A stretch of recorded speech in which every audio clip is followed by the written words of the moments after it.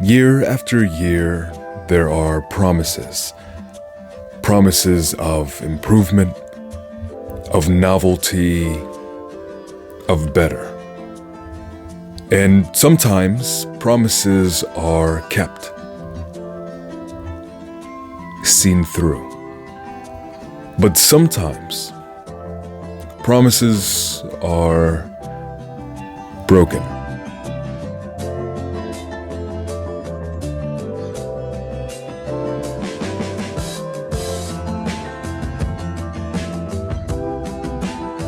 Hi there everybody, welcome to the channel. If you're new here, my name is Dave, and a lot of you guys are probably here because you're wondering how the heck does the Galaxy Note 20 Ultra hold up 5 to 6 months after its release?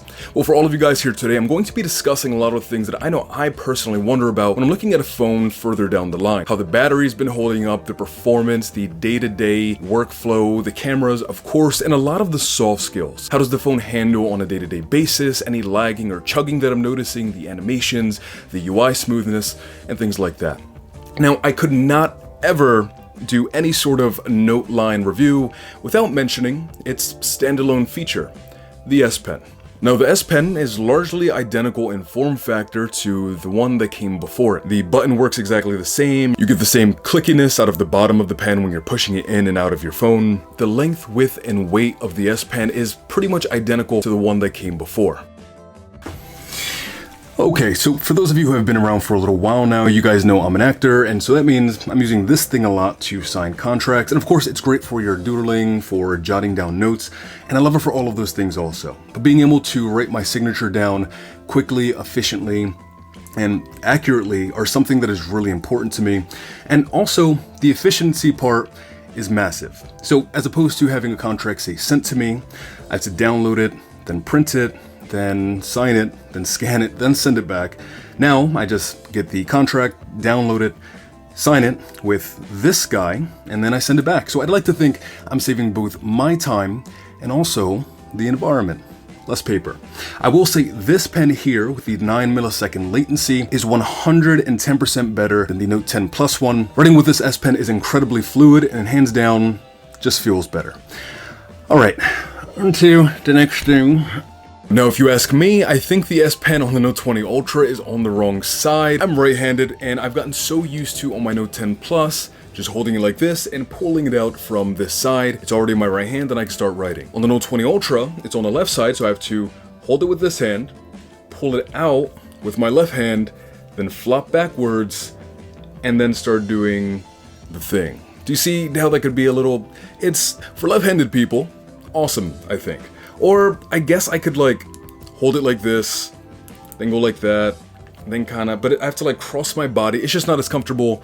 Super small thing, not a deal breaker, but I preferred it on the right side. Now, when it comes to how the Note 20 Ultra feels in the hand, honestly, I think it's largely similar to that of the Note 10 Plus, though the Note 20 Ultra is technically a bit longer, a bit wider, weighs a little bit more. In day-to-day usage, I find them to be incredibly similar outside of the camera bump. The screen on the Note 20 Ultra, of course, does not disappoint in any capacity. The screen is nice, crisp, and vibrant with nice saturated poppy colors, things that you guys have all come to know and love and expect out of Samsung devices. The screen sizes aren't too dissimilar, but I do enjoy the extra screen real estate on the Note 10 Plus when I'm doing pretty much anything, when I'm writing down notes, watching a video.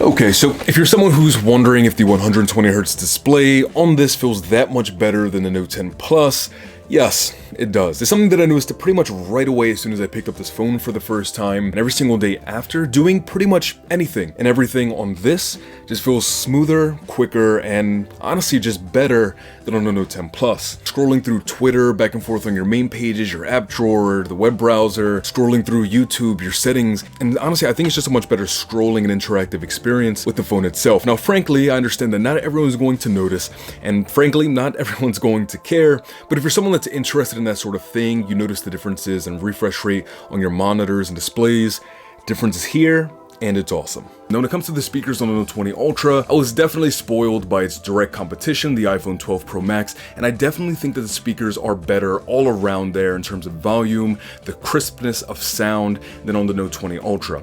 If you're looking to compare it to its predecessor, the Note 10 Plus, I do definitely think that these speakers are a good bit better. You get some more extra range, it definitely hits more of those high tones, and it's a good bit louder than on the Note 10 Plus. But what I noticed is that even though it is louder than the Note 10 Plus, and you get more of those high tones, sometimes, depending on what it is that you're playing, the Note 20 Ultra can sound a little bit tinny when it's hitting those higher tones. And of course, here's a quick sound test for you guys so you can hear it for yourself.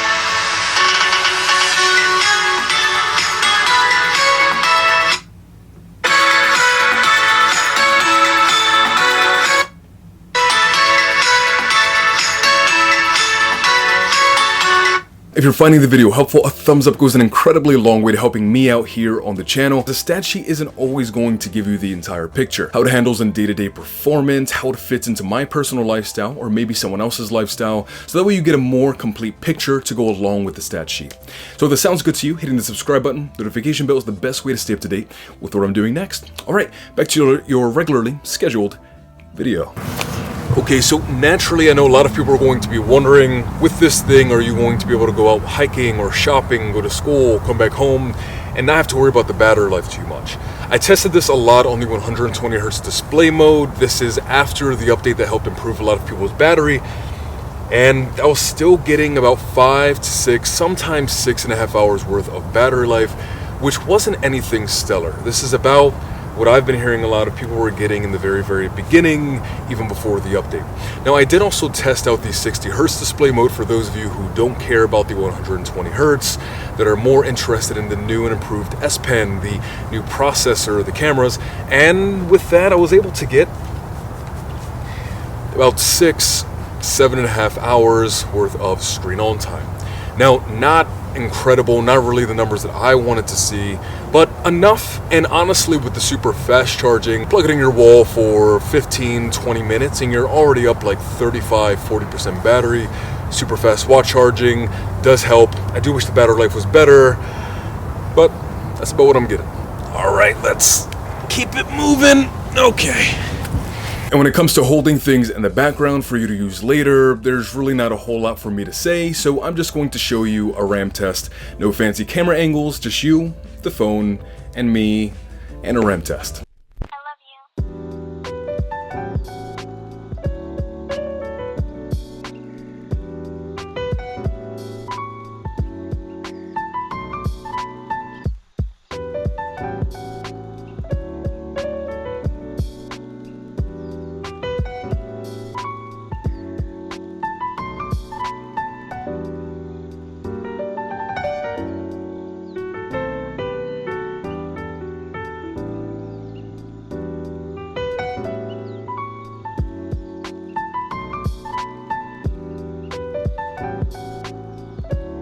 It's incredibly powerful.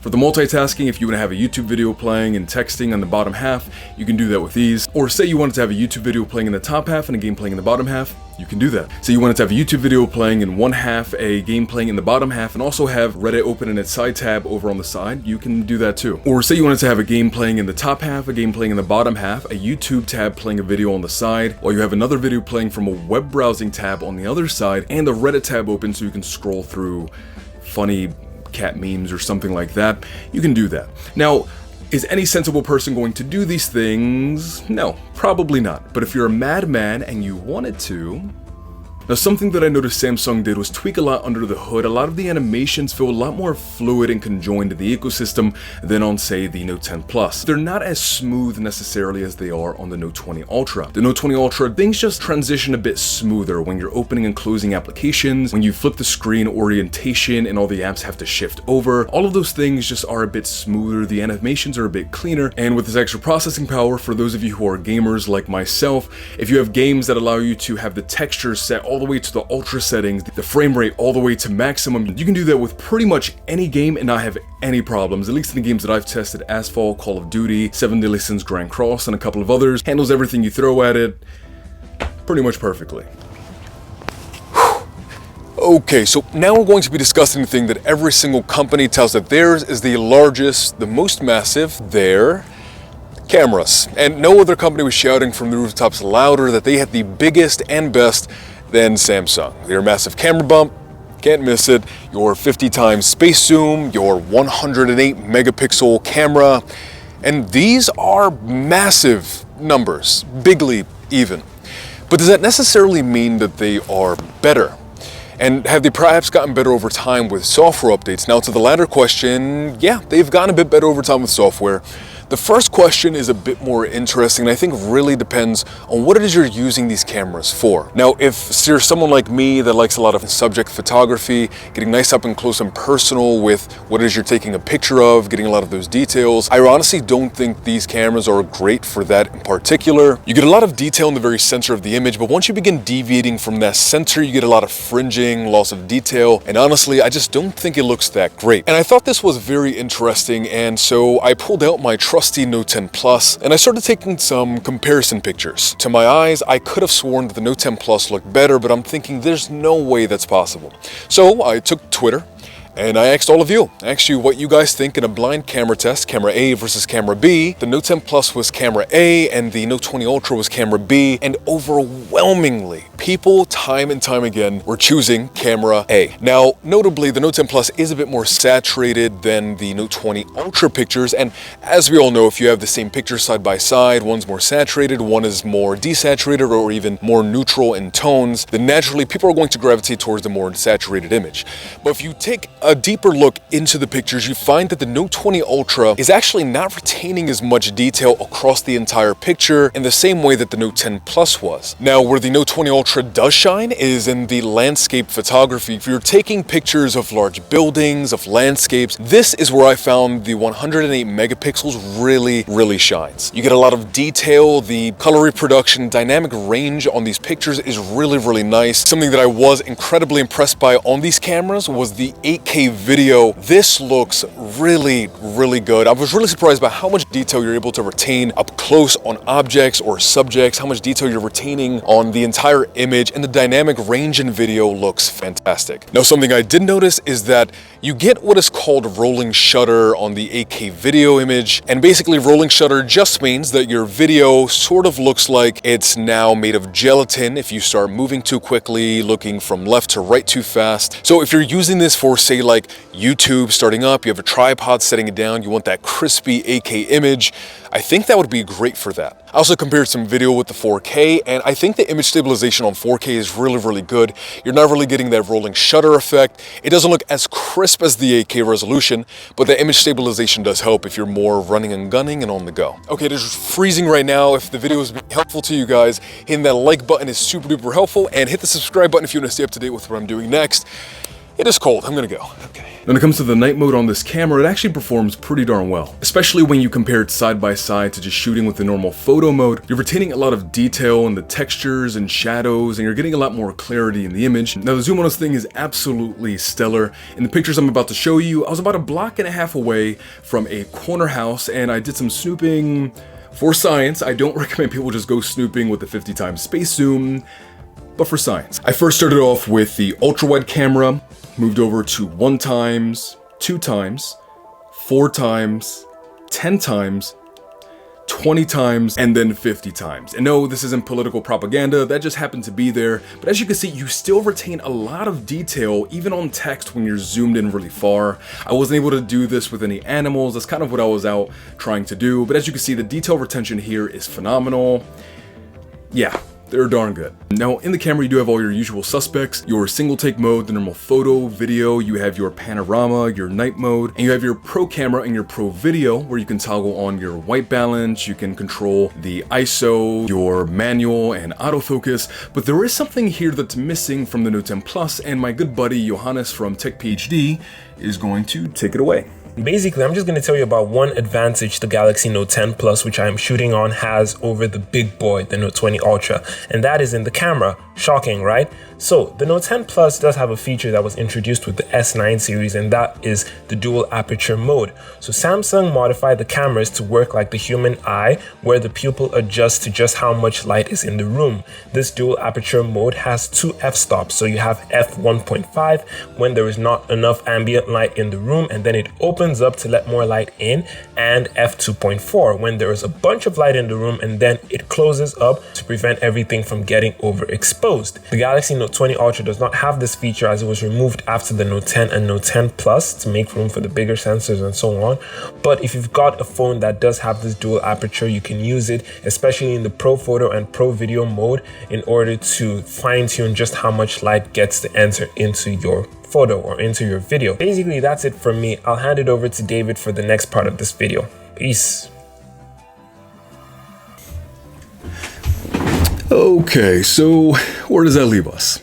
In the beginning of this video, I had this dramatic monologue about promises being kept and promises being broken, and a lot of you are probably wondering what promises were broken here. And I think two key factors in this are the marketing and expectation from us, the consumers. You know, every single year these companies tell us that what's coming next is going to be bigger, better, faster than what came before it. And undoubtedly this is bigger, better, and faster than the Note 10 Plus. But there's also this mindset of us expecting these larger, monumental leaps in technology that when we actually are getting on a year-to-year basis, and understandably that leads to frustration, disappointment. But I think sometimes we lose sight of just how much woman and man power and hours it took to make this thing even 10, 15, 20% better than what came the year before. And for all intents and purposes, this is better all around in pretty much every way than the Note 10 Plus is. The processing power, opening and closing animations, the 120Hz display, the fluidity of moving between applications, the new animations, the UI fixes, the S Pen is better, the 108 megapixel camera, and better. And yet, in my time using this, I couldn't help but feel like I wanted more. There was a part of me that appreciated this for what it was, and that loved using this more than I ever have enjoyed using my Note 10 Plus, but there was still a part of me that wanted this to be more. That I think wanted even faster, that wanted even bigger, even better. I don't know.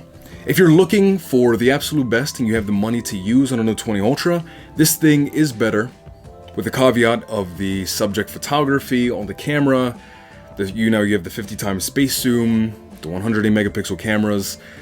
This thing is an exceptional device. But it doesn't make the Note 10 Plus worse for those of you who are looking to save some money, still get a great device. I still use my Note 10 Plus to this day, and the battery is starting to leave me just a little bit, but lithium ion, it's been over a year, it's gonna happen. I have a review of that right up here. And honestly, just because I didn't get good battery life on this doesn't mean that you won't. My buddy Adam Reviews Tech, after the update, started getting closer to 8 hours worth of battery life out of his Note 20 Ultra. I'll have him linked in a card up here also. So, let me know in the comment section down below if you guys are going for the 20 Ultra or if maybe you're going elsewhere. And I'd be interested to know where you guys are going. Maybe iPhone, or maybe you're going for the Note 10 Plus. Still a great phone. Doesn't lag, still multitask the way I needed to. Thank you guys so much again for stopping by and hanging out. Have a fantastic remainder of your day, afternoon, or night, depending on the time it is that you are watching this. And, as always, peace, love, adios. Bye. Oh. Actually, I haven't done this in a while. 1 second, I'm just gonna... I'm not using... This is a camera, it's not gonna